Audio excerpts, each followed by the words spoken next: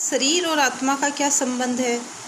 जैसे कि हम इसको इस प्रकार समझ सकते हैं, जैसे कि एक ड्राइवर कार में बैठा है और बाहर की खिड़की शीशे की खिड़कियों से देखता है।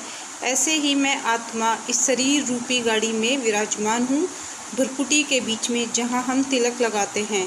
इन आँखों की खिड़की के द्वारा देखती हूँ। और ऐसे कह सकते हैं कि मैं आत्मा इन आँखों के द्वारा सुनती हूँ, मुंह के द्वारा बोलती हूँ, नाक के द्वारा सूंघती हूँ, कानों के द्वारा सुनती हूँ। तो जो करता है वो मैं आत्मा हूँ।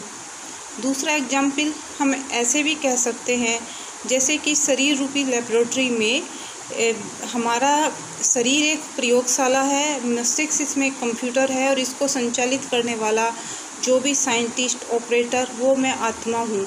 तो कराने वाली कर्ता मैं आत्मा हूँ। इसलिए हमेशा ये याद रखिए कि मैं शरीर नहीं, शरीर को डायरेक्शन देने वाली, शरीर से कार्य कराने वाली, अपनी इंद्रियों से कार्य कराने वाली मैं एक आत्मा हूँ।